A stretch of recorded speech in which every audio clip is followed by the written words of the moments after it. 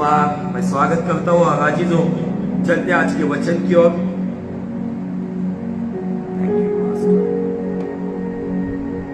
जिस वचन पर हम अध्ययन कर रहे हैं वो वचन है यूहन्ना रचित सुसमाचार, उसका अध्याय 14 और वचन 12। और मैं निश्चय विश्वास करता हूं कि ये एपिसोड हम जो लगातार ले रहे हैं, इन शिक्षाओं के द्वारा निश्चित खुदावन आपको एक दिशा दे रहा है। मैं उस सोच वाला व्यक्ति हूं, चिन्ह और चमत्कार हमारे जीवन में जरूरी है, लेकिन चिन्ह चमत्कारों से अधिक खुदावन का वचन हमारे लिए चिन्ह चमत्कारों से अधिक जरूरी है। क्योंकि चिन्ह चमत्कार भविष्यवाणियां भौतिक दिशा में हमें आशीषित कर सकते हैं या चंगाई दे सकते हैं, लेकिन खुदा का कलाम हमारी मरी हुई हालात को जिंदा करता है। खुदा का कलाम हमारी बेचैनी में हमें एक स्थिरता में लेकर आता है। खुदा का कलाम जहां पर हम कमजोर है वहां पे हमें तगड़ा बनाता है।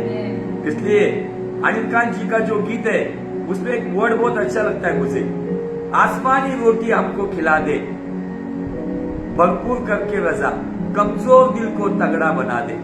आसमानी रोटी हमारे इस कमजोर दिल को, हमारी इस कमजोर परिस्थिति को तगड़ा बनाती है। इसलिए आज आपके जीवन में ये बात आपको समझनी होगी कि क्यों खुदा के वचन को हमें अधिक महत्व देना है।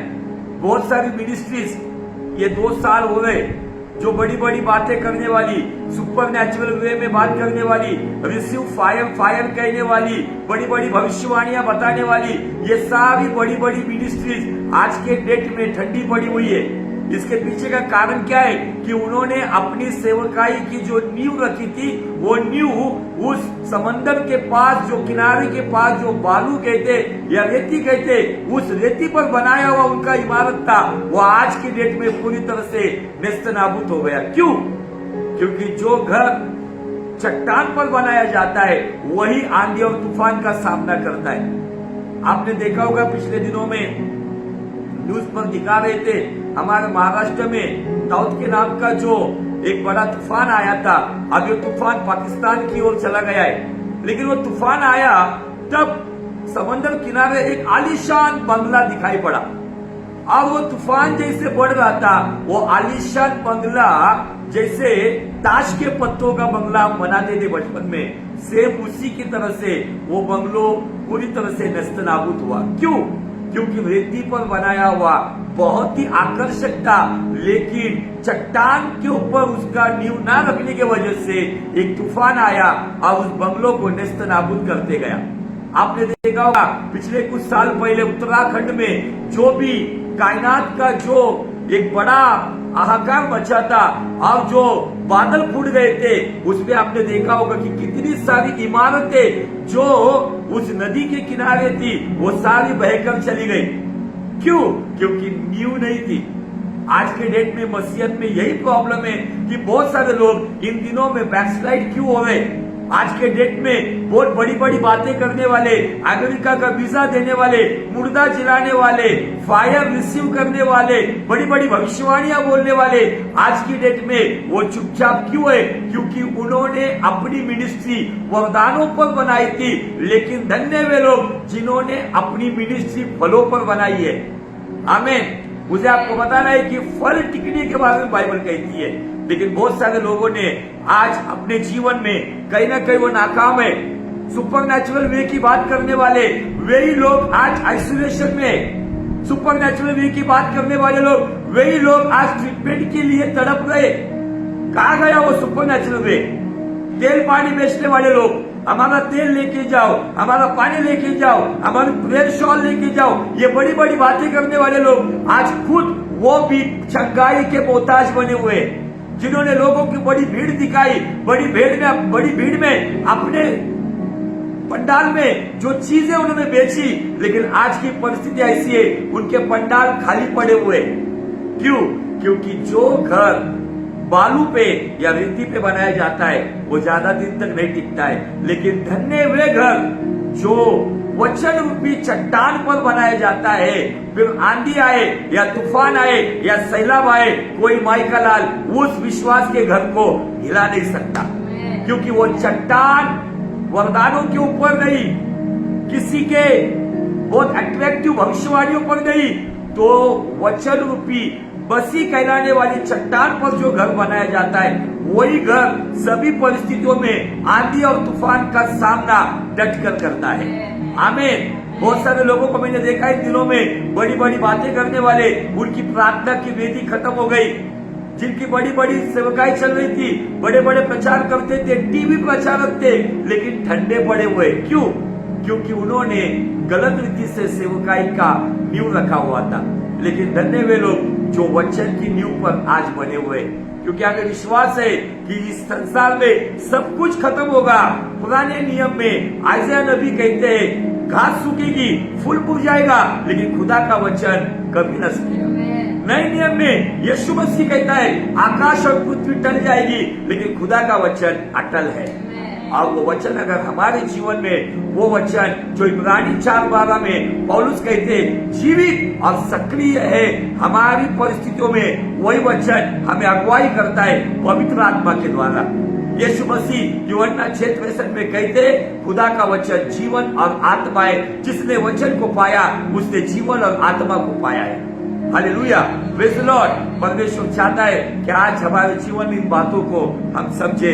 और आइए अजीजों, हम उसी वचन की ओर चलते जो यूहन्ना 14:12 में हम अध्ययन कर रहे, जहाँ पे यीशु मसीह चेलों के साथ कुछ बातें कह रहा है, और उसमें वो बताता है कि मैं तुमसे सच सच कहता हूँ, जो मुझ पर विश्वास रखता है वे काम जो मैं करता हूँ वो भी करेगा, वरन इनसे भी बड़े काम करेगा, क्योंकि मैं पिता के पास जाता हूँ।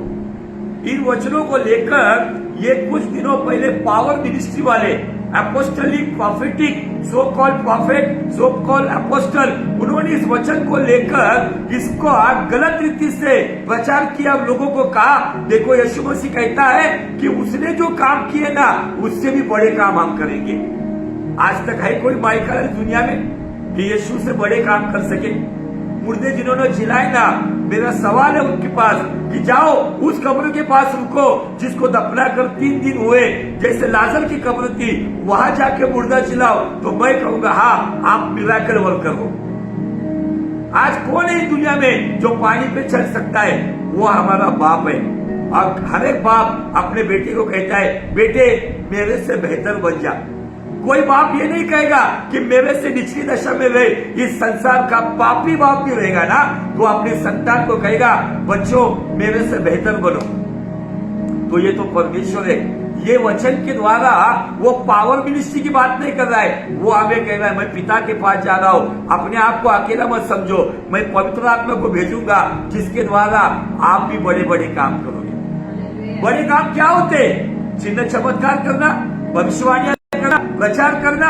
अगर इसको बड़े काम कहते हो तो यीशु मसीह की सेवकाई के ये केवल 3.5 साल है, लेकिन बाकी के 30 साल का क्या?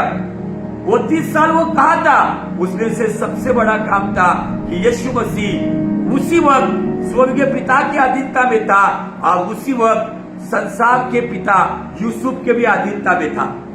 वो लायक ना होने के बावजूद भी वो उनके अधीनता में था, और अपनी जो जिम्मेदारी थी उस जिम्मेदारी को परमेश्वर का पुत्र होने के बावजूद उसने स्वर्ग की जिम्मेदारी को भी उठाया, और मनुष्य का पुत्र बनकर आया, अपने माँ बाप की भी जिम्मेदारी को उठाया। इसीलिए उसको बड़ाई का पुत्र कहा गया है, सन ऑफ कारपेंटर। क्यों कहा? क्योंकि यीशु मसीह खुदावन होने के बावजूद इस संसार में अपने माँ बाप की सहायता के लिए बड़ाई का काम कर रहा था। आमीन, हालेलुया।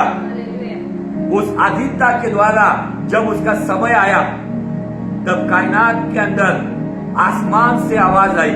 क्या आवाज आई? ये मेरा परम प्रिय पुत्र है, इस विषय मैं संतुष्ट हूं।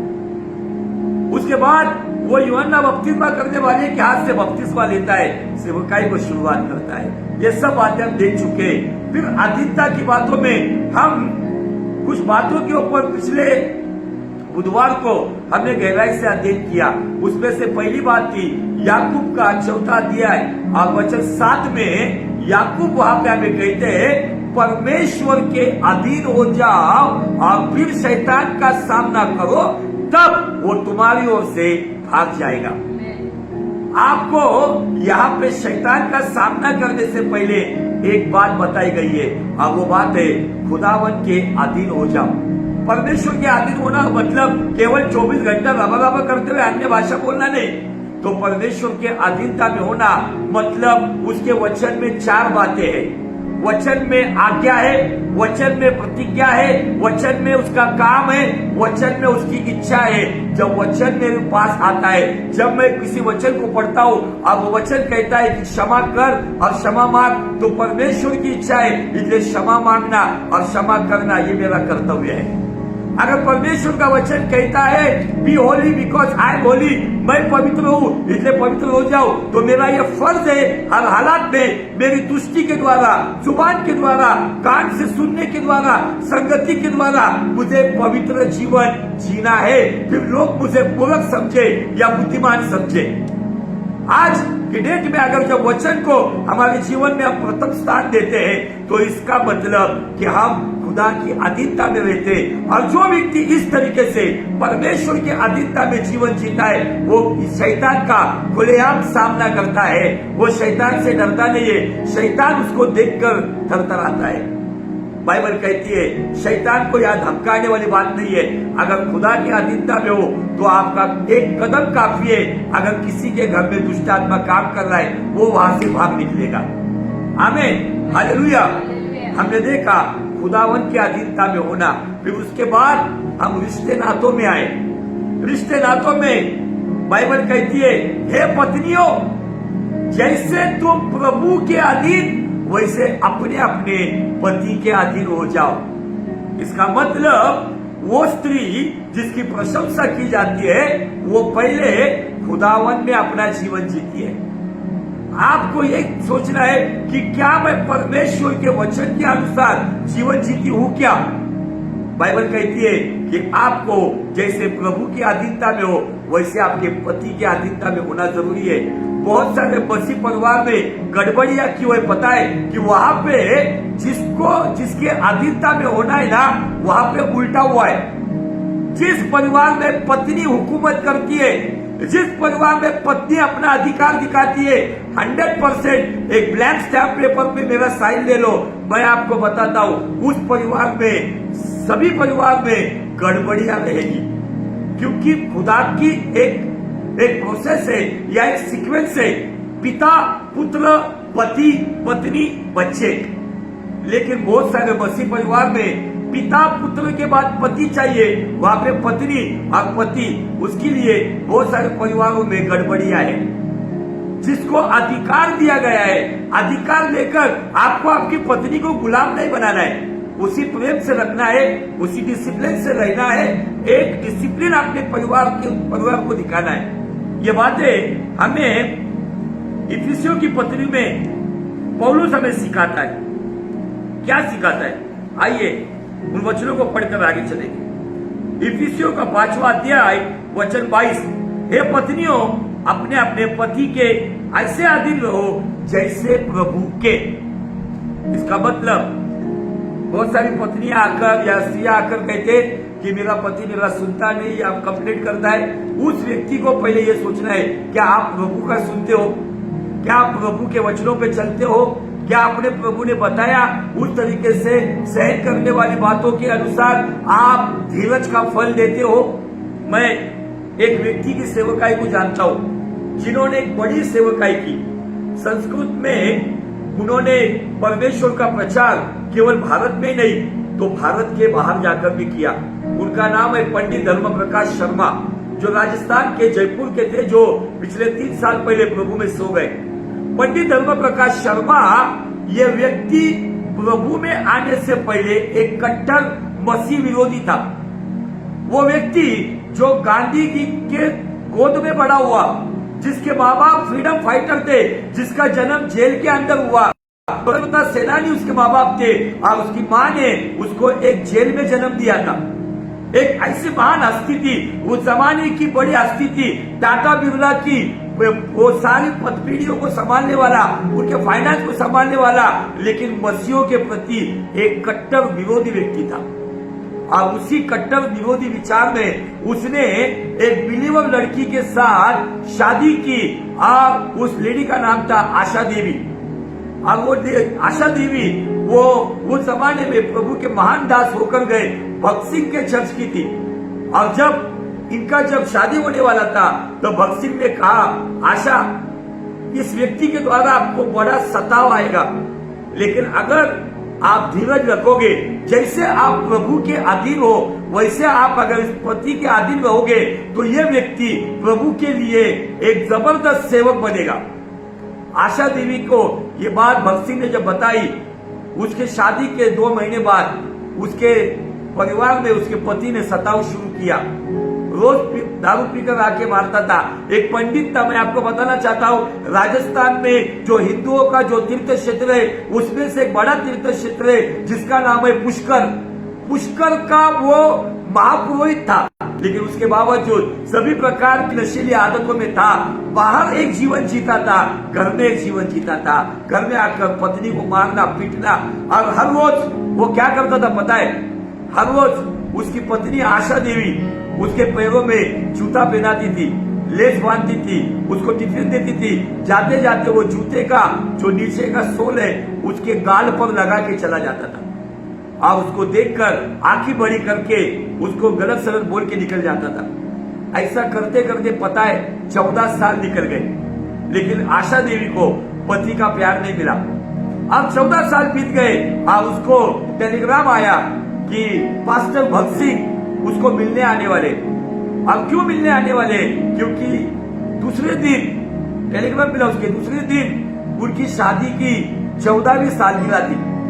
और उस दिन जब वो धर्म प्रकाश शर्मा के जूते की लेस बांध रही थी, और उसने कहा आज जल्दी आना। उसने कहा क्यों जल्दी आना है? तो उसने कहा कि आज हमारी शादी की सालगिरह है, वेडिंग एनिवर्सरी है, और पास्टर भक्त सिंह हमें ब्लेसिंग देने के लिए आने वाले। उसको और गुस्सा आया। उस गुस्से में उस व्यक्ति ने अपने जूते से इस तरीके से किक मारी, उसके नाक के ऊपर वो इस प्रकार से प्रहार हुआ कि उसका नाक फूट गया और लहू बहना शुरू हुआ। उसी हालात में आशा देवी उसके एम्बेसडर के पास गई, उसके 4 व्हीलर के पास गई, टिफिन देकर कहा, प्लीज, मैंने 14 साल में कुछ नहीं मांगा, लेकिन आज मांगती हूँ, पास्टर आने वाले, उनको हमारे बारे में कुछ पता नहीं चले, इसलिए जल्दी आ जाओ। अब जब वो बात कर रही थी तो उसके दोनों नाक के उस होल से लहू बह रहा था।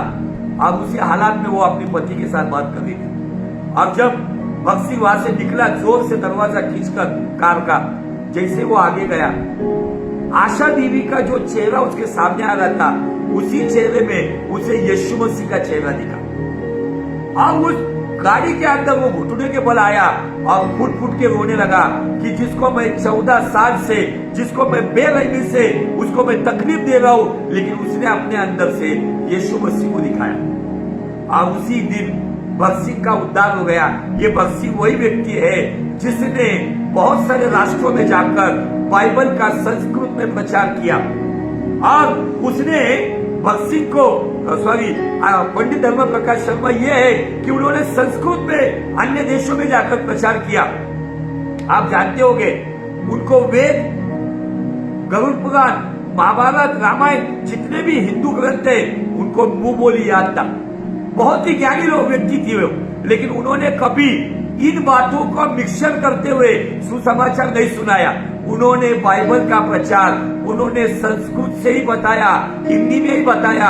उन्होंने वेद पुराणों का सहारा लेके उन्होंने सेवा नहीं की। उनका चेला है, आज वो कहीं तो भी गलत रीति से सेवकाई कर रहा है। पंडित आज वो भी बन गया है, आचार्य विकास मसीह, ये पंडित धर्म प्रकाश शर्मा का चेला है, लेकिन वो बाइबल की बातों को छोड़कर वो वेदों में से यीशु मसीह बताता है।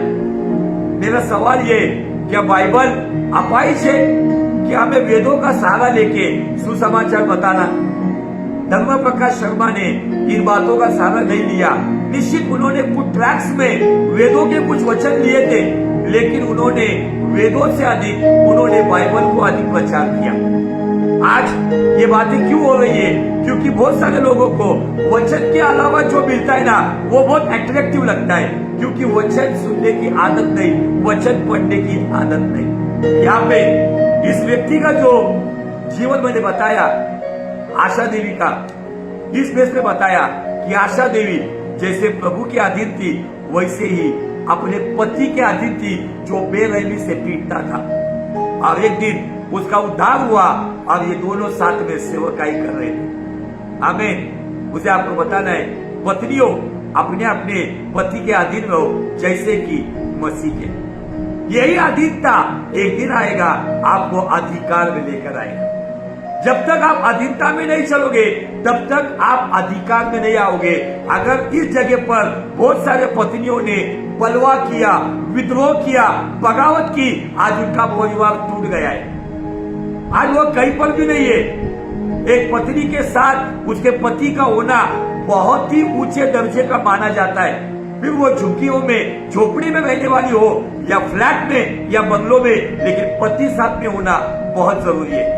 हमें और स्पेशली मसीह पत्नियों को, बच्चों के लिए बाइबल कहता है अपने माँ बाप की अधीनता में रहो, उनके वश में रहो। जैसे यीशु मसीह अपने माँ बाप के वश में 30 साल तक था, वैसे आपको भी रहना होगा। आमीन, हालेलुया। आइए अधीनता से और किस तरीके से हम चल सकते हैं। एक वचन जो पिछले हफ्ते में हमने मनन किया था, जो हमने पत्रस की किताब से हमने पढ़ा था, और वो है पहला पत्र 2 अध्याय और वचन 18। जहां पर आप काम करते हो, उस काम की जगह पर आप सेवक हो, तो वहां पे बाइबल कहती है, सेवक हो हर प्रकार के भय के साथ अपने स्वामियों के अधीन रहो, न केवल उनके जो भले और नम्र हो, पर उनके भी जो कुटिल हो। बाइबल हमें कहती है जो कुटिल है उनके भी अधीनता में रहो। और मैंने आपको एग्जाम्पल दिया है पिछले वक्त कि कुटिल मालिक के हाथ के नीचे 2 भाई काम करते थे, लेकिन एक भाई ज्यादा दिन तक काम नहीं कर पाया। वो मालिक के खिलाफ बलवा करते हुए, विद्रोह करते हुए काम छोड़कर चला गया, लेकिन दूसरा भाई उसी जगह पर बना रहा और आज वो भाई उस कंपनी का मालिक है। क्यों? अधीनता अधिकार में लेकर आए। Hallelujah, praise the Lord. अगर आप आपके अगुवे के अधीन रहोगे, आपके पासवान के अधीनता में रहोगे, अगर आप पत्नी हो पति के अधीनता में रहोगे, बच्चे हो माँ बाप के अधीनता में रहोगे, एक समय आएगा खुदावन आपको अधिकार में लाएगा। जो अधीनता में रहता है वही अधिकार में आता है। ये सीक्वेंस, ये नियम परमेश्वर ने अपने पुत्र को भी लागू किया।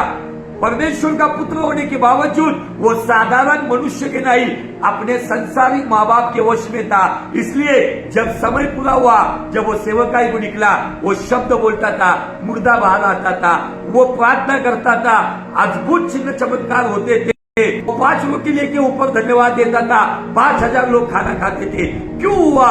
अधीनता अधिकार लेकर आते। Hallelujah, praise the Lord. हमने देखा कि ये कायनात भी परमेश्वर की अधीनता में, रोमियो के 8वें अध्याय में हमने देखा कि वहां पे कायनात, ये सारी सृष्टि परमेश्वर के अधीनता में। इसलिए सारे ग्रह तारे, ये पृथ्वी जिस समय पर घूमनी है उस समय पे घूम रही है। सूरज जिस समय पर जहां पहुंचना है उस समय पर रोशनी दे रहा है। अगर ये कायनात अगर परमेश्वर के खिलाफ अगर बलवा करे ना, तो सूरज की रोशनी में हम जगह पर जल जाएंगे।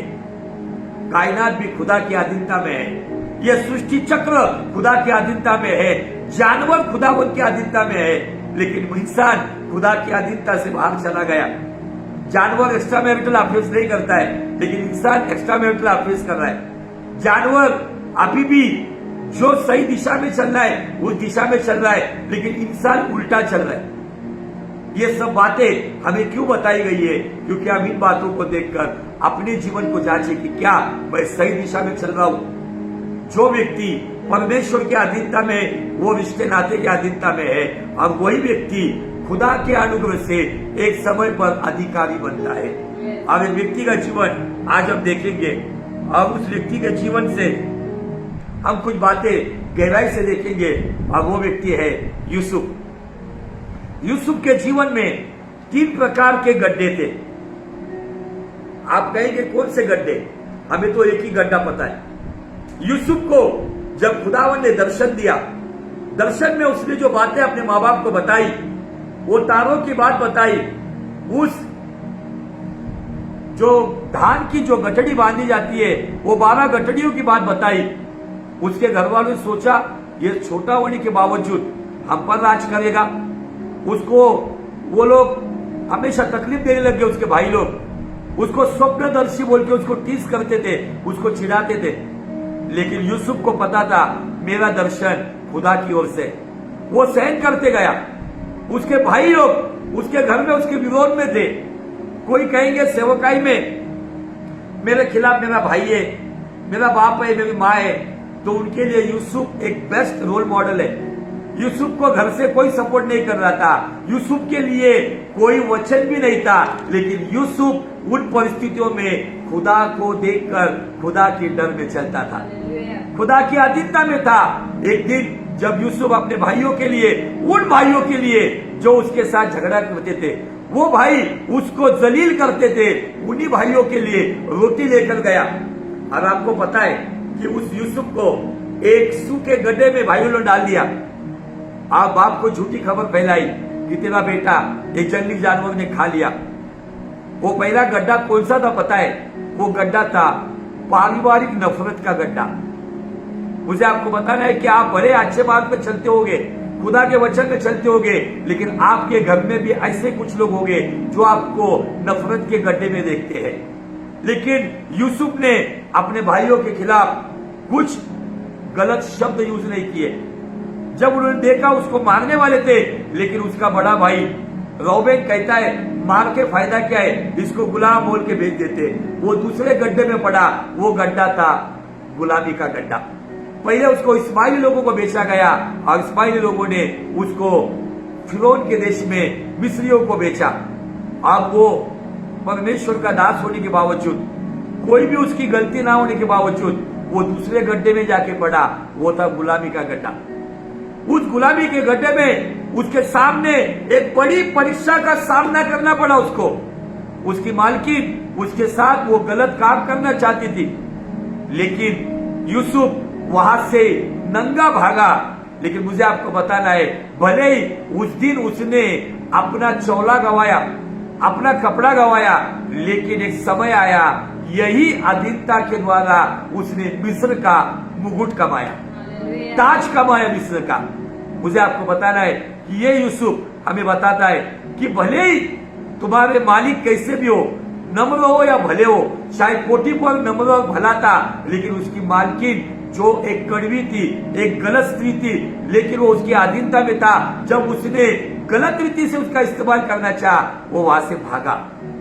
बाइबल हमें एक ही जगह से भागने की परमिशन देती है। शैतान का सामना करने को कहा है, लेकिन अभिलाषाओं से भागने के लिए बताया है। बहुत सारे लोग अभिलाषाओं का सामना करते और शैतान से भागते, इसलिए कुछ दिन के बाद वो गायब हो जाते। शैतान का सामना करो खुदा की अधीनता में, परमेश्वर के वचन के अनुसार अभिलाषाओं से भागो। अभिलाषाओं का सामना कोई नहीं कर पाता, वहीं पर वो खत्म हो जाएगा। लेकिन यूसुफ भागा, उसके लिए तीसरा गड्ढा तैयार था। और वो गड्ढा क्या था कि उसके ऊपर एक गलत इल्जाम लगाया गया, बलात्कारी। ये 3 गड्ढों में था वो, लेकिन इन 3 गड्ढों में उसने परमेश्वर के खिलाफ कोई लफ्ज इस्तेमाल नहीं किया। वो खुदा के साथ जैसे वो अपने माँ बाप के घर में था, वैसे ही वो परमेश्वर के साथ चल रहा था। इसलिए उसके जीवन में खुदावन ने ऐसा काम किया, भाइयों ने डाले हुए गड्ढे से, वहां से गुलामी के गड्ढे से, और तीसरा गड्ढा वो जेल। वो जेल में वो गया, वो निर्दोष था, ही वॉज इनोसेंट, वो निर्दोष व्यक्ति था, लेकिन उसने वो गलती नहीं की तो भी उसकी सजा उसको भुगतनी पड़ी। क्यों? क्योंकि वो खुदा की ओर देख रहा था। उसको पता था कि मैं जिसके अधीनता में हूं, जिसने मुझे प्रतिज्ञा दी है, जरूर एक समय में वो मुझे इस गंदगी से उठाकर, इस परिस्थिति से उठाकर मुझे वो सरदारों की बैठक में लेकर जाएगा। ये बात है, आपको पता है, आपने बहुत सारे प्रचार सुने, लेकिन मैं आज इस व्यक्ति को अधिकार अधीनता से कैसे मिला, इसकी गवाही ना उसके भाइयों के पास से, ना माँ बाप के पास से, तो एक अन्य जाति का राजा यूसुफ के बारे में वो गवाही क्या देता है। आइए हम उस वचनों को पढ़ते हैं। उत्पत्ति का 41 अध्याय अब वचन 37 से आगे। Genesis chapter 41 from verse 37। यह बात फिरौन और उसके सारे कर्मचारियों को अच्छी लगी, इसलिए फिरौन ने अपने कर्मचारियों से कहा, क्या हमको ऐसा पुरुष जैसा यह है? कौन? यूसुफ। वास्तविक एक दिन पहले सारा मिस्र यूसुफ को बलात्कारी बोलकर जानता था, लेकिन फिरौन क्या कह रहा है देखो, हमको ऐसा पुरुष जैसा यह है जिसमें परमेश्वर का आत्मा रहता है मिल सकता है। यूसुफ को शायद गलत इल्जाम लगाए गए। पोटीफर की स्त्री ने उसके ऊपर गलत इल्जाम लगाकर उसको जेल तक पहुंचाया। लेकिन मुझे आपको बताना है, आपके लिए शत्रु कुछ भी षड्यंत्र करे, लेकिन रोमियो 8:28 के अनुसार परमेश्वर से प्रेम करने वालों के लिए सभी बातें मिलकर भलाई को उत्पन्न करती है। उसके जीवन में भले भाइयों के द्वारा आया हुआ नफरत का गड्ढा था, गुलामी का गड्ढा था, और गलत इल्जाम लगाकर उसको जेल में डाला हुआ वो एक गड्ढा था। लेकिन ये तीनों गड्ढे यूसुफ को खत्म नहीं कर पाए। जब उस गड्ढे से बाहर निकला तो बाइबल यहाँ पे कहती है कि एक ऐसा व्यक्ति है जिसमें परमेश्वर का आत्मा रहता है। क्या हमें पूरे राष्ट्र में मिल सकता है क्या? एक राजा कहता है। आगे बाइबल कहती है, फिर फिरौन ने यूसुफ से कहा, परमेश्वर ने जो तुझे इतना ज्ञान दिया है कि तेरे तुल्य कोई समझदार और बुद्धिमान नहीं है, इस कारण तू मेरे घर का अधिकारी होगा। हालेलुया। मिस्र के अंदर पोटीफर ने उसको अपने घर का अधिकारी बनाया था, लेकिन वहां पर वो खुदा के साथ ईमानदार रहा। पवित्रता की आज्ञा का पालन उसने करने के लिए उसको नंगा भागना पड़ा, लेकिन यही वचन का आज्ञा पालन, यही अधीनता की वजह से इस यूसुफ को पूरे मिस्र का अधिकारी बनाया गया। आमीन, हालेलुया। आपको और मुझे ये दौड़ दौड़नी है। भले कुछ साल तक यूसुफ को जेल के अंदर बलात्कारी बोलकर उसका मजाक उड़ाते होंगे, लेकिन एक समय आया उसी जेल से यूसुफ जब निकला बाहर तो सारा राष्ट्र उसको अपने राष्ट्र का राजा बोलकर देख रहे थे। हालेलुया। किसी लोगों ने बहुत अच्छे अच्छे वर्ड्स लिखे। शायद दाऊद के अंदर उसके भाई बहन ने एक साधारण चरवा देखा था, लेकिन दाऊद के अंदर परमेश्वर ने इजराइल का एक भावी राजा देखा था। शायद एस्तेर के अंदर एक यहूदी साधारण हदस्या नाम की लड़की को देखा था, लेकिन यहोवा ने एस्तेर के अंदर यहूदियों को छुड़ाने वाली महारानी को देखा था। Hallelujah, praise the Lord. शायद मूसा को एक खूनी या भगोड़ा समझा होगा, लेकिन उसी मूसा के अंदर परमेश्वर ने इस्राएलियों को मिस्र से छुड़ाने वाला देखा था। आप कौन हो? लोग आपको क्या बोलकर सोचते हैं? किस क्षेत्र में आपको देखते हैं? किस तरीके से आपसे बिहेव करते हैं? छोड़ दो इन बातों को। आपको ये देखना है कि मैं खुदा की नजरों में लायक हूँ क्या? क्या मैं उसकी अधीनता में हूँ क्या? क्या मैं उसके वचन के अनुसार क्या? भले आज आप बेरोजगारी के गड्ढे में होंगे, फाइनेंशियल प्रॉब्लम के गड्ढे पर होंगे, फैमिली प्रॉब्लम के गड्ढे में होंगे, लेकिन जब आपका समय आएगा उसी गड्ढे से निकालकर आपको अधिकारी का वो सामर्थ परमेश्वर देगा। Hallelujah, praise the Lord. देखो फिरौन आगे क्या कहता है, इस कारण तू मेरे घर का अधिकारी होगा और तेरी आज्ञा के अनुसार मेरी सारी प्रजा चलेगी। केवल राजगद्दी के विषय में मैं तुझसे बड़ा ठहरूंगा। ये राष्ट्र है ना यूसुफ, तेरी आज्ञा का पालन करेंगे। ये अधिकार कब मिला? आज बहुत सारे लोग इमीडिएट अधिकारी होना चाहते हैं। दो गीत गाने को आते, उनको लगता है कि चर्च हमारे सिवा चलेगा नहीं। थोड़ा बहुत वचन का ज्ञान रखते, उनको लगता है कि हमारे जैसा कोई प्रचार नहीं करेगा। थोड़ा बहुत पैसा कमाते, उनको लगता है अपने जैसा कोई नहीं है। थोड़ा बहुत ज्ञान रखते, उनको लगता है हमारे जैसा बुद्धिमान कोई नहीं है। ये बातें शायद आपको मिली होगी, लेकिन जो व्यक्ति का कान खींचने वाला अगर कोई है, वही व्यक्ति सही चाल चल सकता है। आज बहुत सारे लोग फ्रीडम चाहते, आजादी चाहते, अधीनता नहीं चाहते। मैं बताना चाहता हूं, जिनके ऊपर अगर कोई अधिकारी नहीं है, अगर कोई बाप नहीं है, तो वो लावारिस है। लेकिन धन्य वे लोग, भले आपको जली कटी बात कोई सुनाता है, यही जली कटी बातें आपको आने वाले दिनों में प्रमोशन देगी। Hallelujah, praise the Lord. अगर आपको कोई सीधा करने वाला व्यक्ति नहीं है, अगर आप अपने आप को आजाद समझते हो, तो यह आजादी आपको पाप की दशा में लेकर जाएगी। लेकिन आपके ऊपर अगर अधीनता का, किसी वरिष्ठ व्यक्ति का, खुदा के वचन का अगर जुआ है, तो यही जुआ आपको खुदा के साथ सही रास्ते पे चलाएगा। आमीन, हालेलुया। आगे बढ़ते, तब फिरौन ने अपने हाथ से अंगूठी निकाल के यूसुफ के हाथ में पहना दी और उसको बढ़िया मलमल के वस्त्र पहना दिए और उसके गले में सोने की जंजीर डाल दी।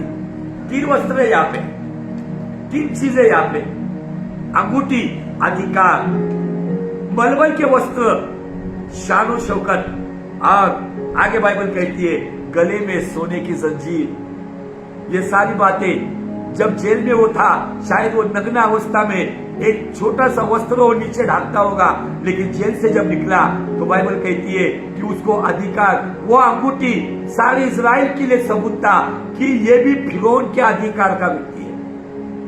वो मलमल के वस्त्र, राजशाही वस्त्र, रॉयल घराने के वस्त्र वो पहनाए गए और उसको वो जंजीर पहनाई गई।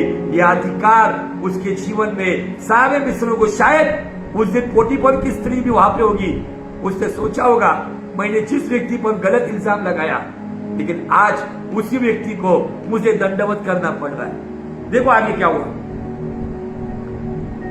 अब उसको अपने दूसरे रथ में चढ़वाया, एक दूसरा रथ उसके पीछे पीछे, अब लोग उसके आगे आगे यह प्रचार करते चले, घुटने टेक कर दंडवत करो।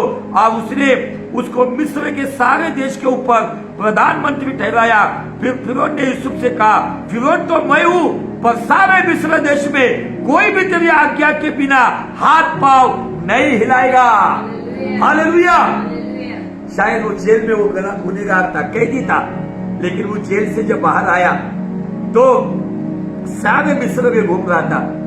सारे मिस्र के लोग, शायद जिस दिन यूसुफ अपना वस्त्र उस पोटीफर के स्त्री के हाथ में छोड़कर भाग गया था, नग्न अवस्था में था, दुनिया के लिए वो शारीरिक नग्न था, दुनिया उस पर हंस रही थी, लेकिन स्वर्ग उस पर फक्र महसूस कर रहा था, क्योंकि वो पोटीफर के स्त्री को कहता है, तेरे साथ ये कुकर्म करके मैं परमेश्वर के दृष्टि में मैं दोषी नहीं बनना चाहता हूँ। आज के डेट में बहुत सारे जवान इस व्यभिचार के पाप में गिर जाते हैं, लस्ट में गिर जाते हैं, extra marital affairs, before marriage affairs, इन बातों में पढ़कर मैं आपको बताना चाहता है, जो पवित्रता की आज्ञा पालन, खुदा की अधीनता में, परिवार की आबरू बचाने के लिए अधीनता में रहते हैं ना, वो प्रधानमंत्री के लेवल का अभिषेक पाते हैं।